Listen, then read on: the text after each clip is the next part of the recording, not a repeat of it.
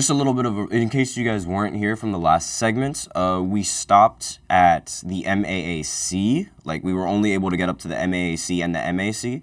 So the team that's going to be representing the MAAC, like the most likely team, according to rankings, is Fairfield. But obviously, since I'm from Quinnipiac University, I'm going to think that Quinnipiac has a solid chance of representing the MAAC in the NCAA tournament. Quinnipiac has the best record in the MAAC right now, and they beat Fairfield in Fairfield's home court. Granted, they beat Quinnipiac in Quinnipiac's home court, so it's like they traded. But I still think that seeing as Quinnipiac is the number one seed, I still think they have the best odds of representing the MAAC in the NCAA tournament. But regardless, if it's not going to be Quinnipiac, I hope it is. It's going to be Fairfield, without a doubt. The MAAC, the Akron Zips have the best chance of representing the MAAC. They have a 20-8 record and are 12-3, and obviously, like usually 9 times out of 10, like the best team in the division and the team that has had history of making the NCAA tournament before is going to make the NCAA tournament again. Like, we always see like the same teams like over and over again representing the same divisions. It's like almost guaranteed half the time. But the Zips have a top 100 defense, and they only allow 65 points per game on 30% shooting from 3 as well. So that defense is going to be something that definitely elevates this team in the NCAA tournament and going into like their little conference tournament to win the MAC. And now let's move on to the other teams, because there's a lot of them. The MEAC, team that's going to represent the MEAC, the best odds like to represent them. The Norfolk State Spartans, 19-9 and 9-2 in the MEAC. So Spartans, they're on a 9-1 in their last 10 games, and this is going to be their third NCAA tournament appearance, like in the past 4 years, assuming they end up making it. But again, they have the best chance of making it because they've been the best. They've been good for a long time. They also had this transfer student, Jamari Thomas. Excuse me, that was bad English. And he's led the team in scoring with 17.5 points, 3 rebounds, and like 3 assists, and 2 steals as well. So North Carolina Central, North Carolina Central is going to be that team's toughest competition of representing. That's going to be the only team that stops them from representing the MEAC this year. Now, Missouri Valley, the MVC, the Drake Bulldogs are 24-6 and 15-4, and look, according to this, they're the best. Well, not the best team, but they are the team that has the most likely odds to represent the MVC. So there's an outside chance that the MVC will be a 2-bid league this year, where Indiana State and Drake both looked at favorable from a metric standpoint, and both teams won at home in their 2 regular season matchups.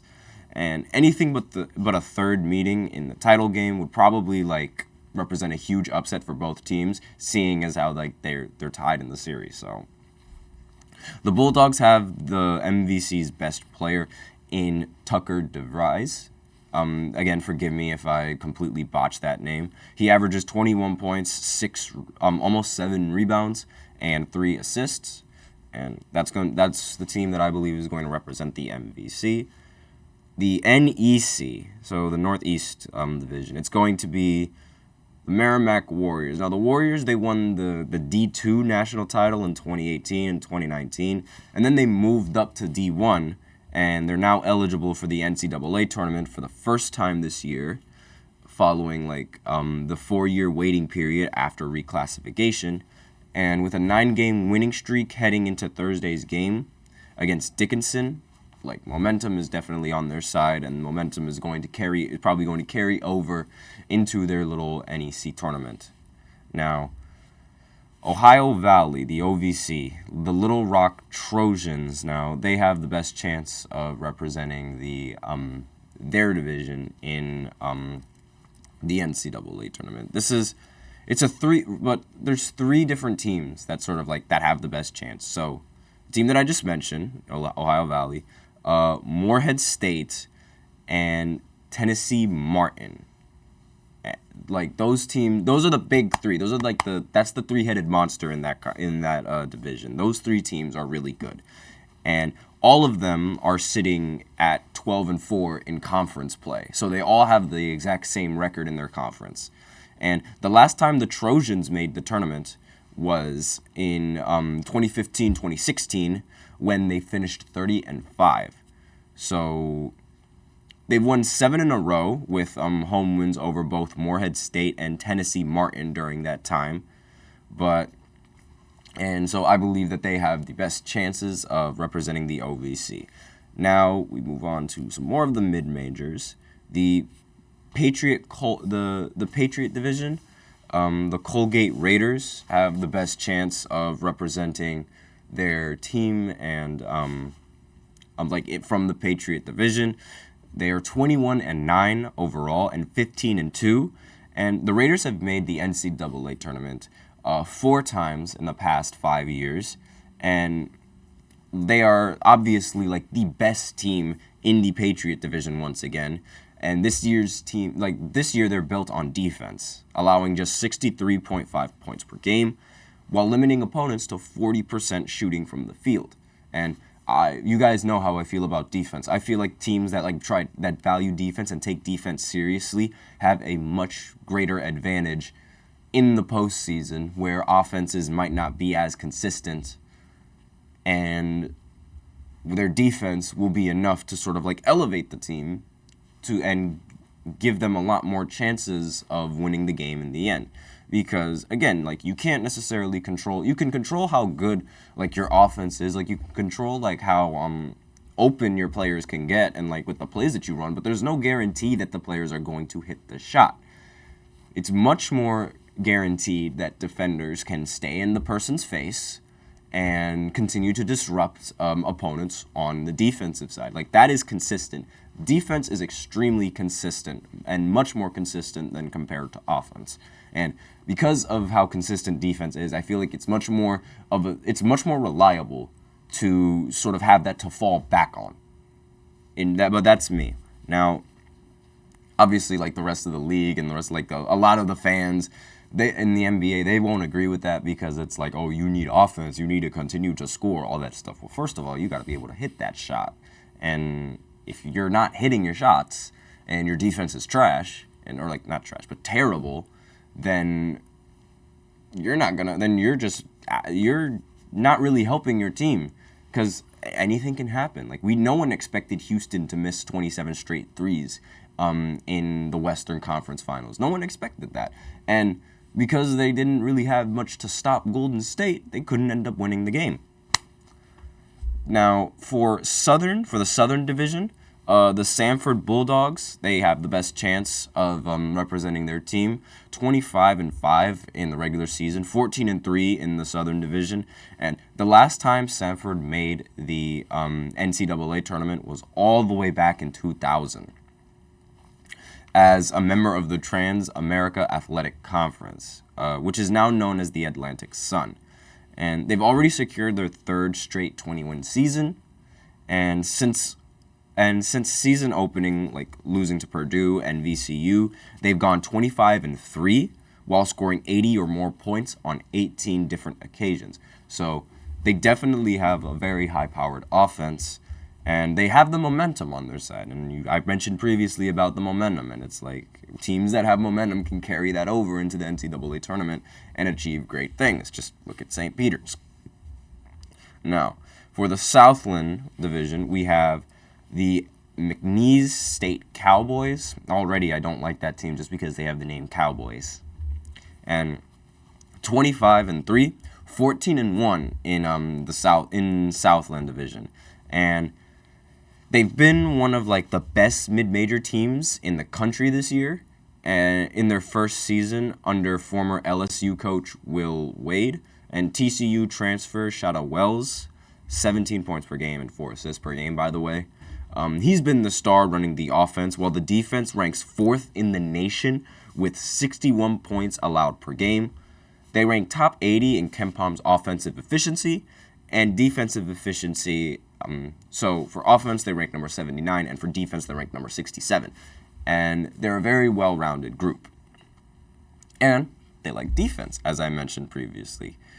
So the SWAC, the SWAC division, the Grambling Tigers, while their record on paper, overall is not really that good, they're 14-13. They do have the best record in the SWAC division with 11-3. So they played a really difficult schedule.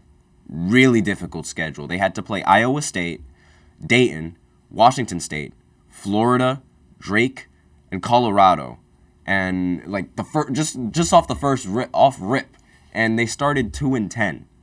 So, and their only victories were coming against non-D1 opponents. So that seemingly prepared them well for conference play, and they've been incredible in their conference. So while I don't think they're going to really do much in the NCAA tournament, they're the best team in their conference. As sad as it is to say.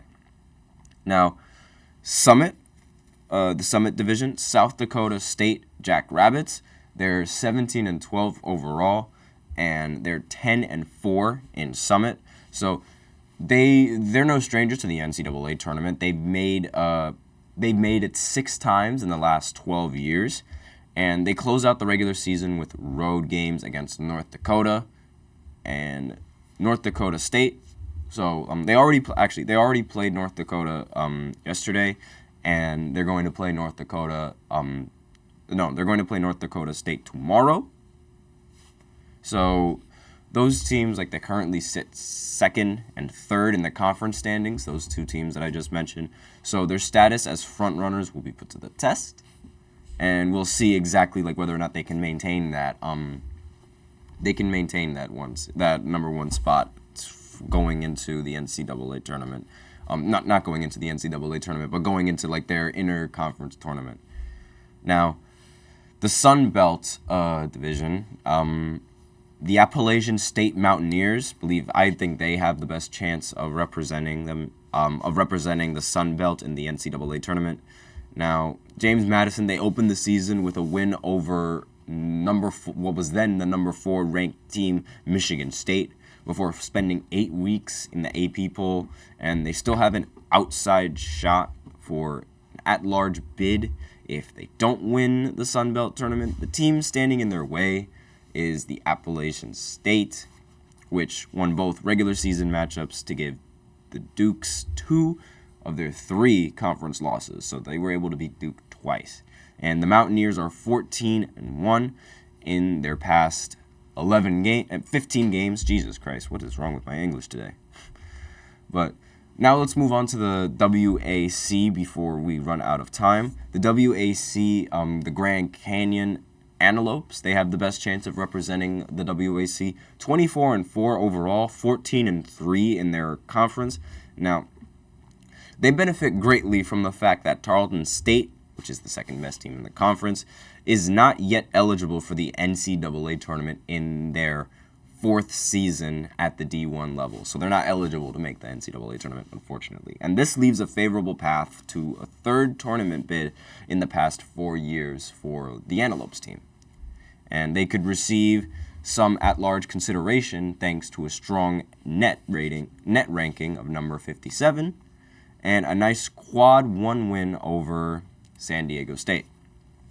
The WCC, now St. Mary Gales, I think they have the best chance of representing their team in the NCAA tournament. The Gales have not lost since December 23rd and are currently projected for the number 6 seed on the latest bracket matrix.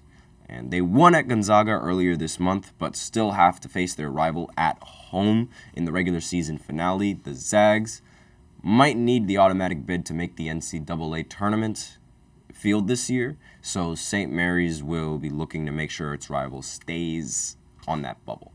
We'll see how it goes. Now, unfortunately, once again, we are out of time for this segment. There are a lot of teams to cover for college, so those were all the teams that I was able to fit. I'll probably cover more of the teams and cover the AAC and all these other conferences a little bit next week as we continue going deeper and deeper into March Madness. But with that, we're out of time for the first segment, and so that means we have to go on to the second segment, which is going to put the shift back into NBA basketball, where we talk about Joel Embiid and his injury status, what he wants to do with his injury, what is expected of him, or what he's expecting of himself, and what I think the Sixers should do. So I will be right back after this short break. I feel like I'm losing my mind. 'Cause everybody